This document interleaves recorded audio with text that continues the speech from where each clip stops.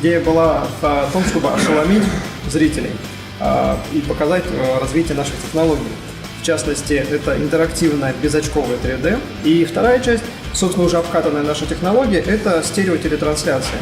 Вообще завод Микран чем занимается? Это высокотехнологичная компания, которая выпускает СВЧ-модули.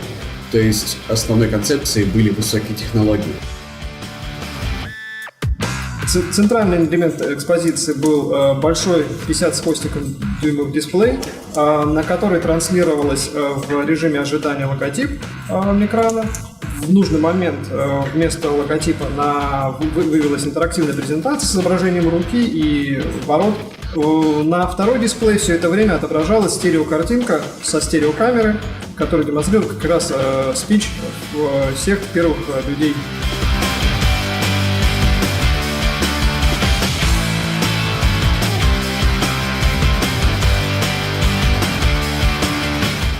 В основной визуальной концепции здесь мы выбрали движущиеся планы, и в планы встроена какая-то графика с какой-то информацией.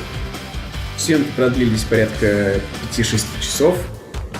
Все очень вымотались. Мы проехали по 2 точкам, побывали в чистой зоне, побывали в производственных помещениях.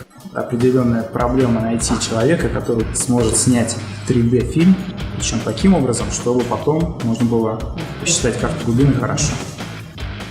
Очень интересной особенностью подготовки видео это является 3D непосредственно, и то, что видео необходимо было показывать на безочковом телевизоре.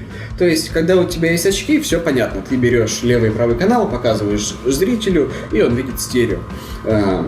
Здесь все немного хитрее, эти очки одеваются на телевизор.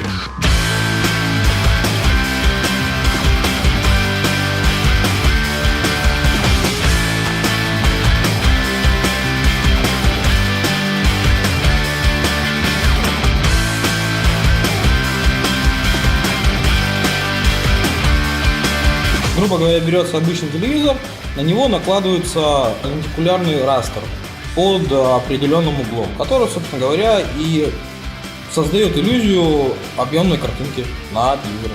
Видео, которое будет воспроизводиться на таких телевизорах, должно состоять из оригинального видео и карты глубины.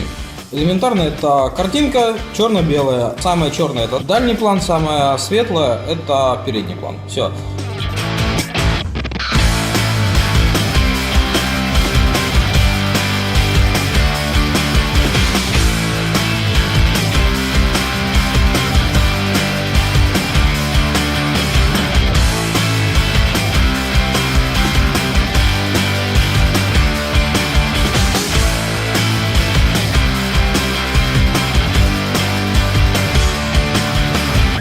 Было необходимо отработать технологию взаимодействия, с чем наши ребята-программисты прекрасно справились на ура. Стандартные модели, поставляемые Sleepmotion, нам не подходили, у нас была своя. Они собраны совершенно определенным образом, с совершенно определенным расположением виртуальных костей, и если что-то отличалось, это сразу приводило к некорректной работе всей руки, и пришлось потратить определенное время на то, чтобы все подстроить.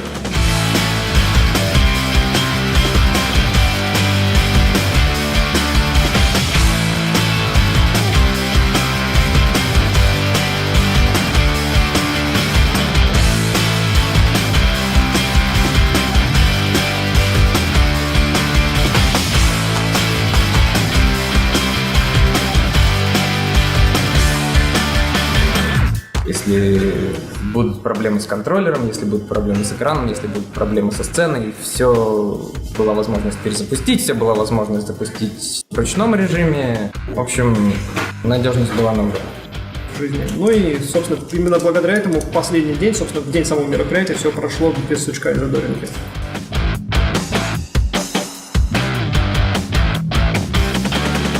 Вообще, с любыми технологиями, на самом деле, работать очень здорово. То есть это огромный пласт работы, которым было интересно заниматься, и атмосфера, в которой очень приятно было находиться, работать с командой и в команде.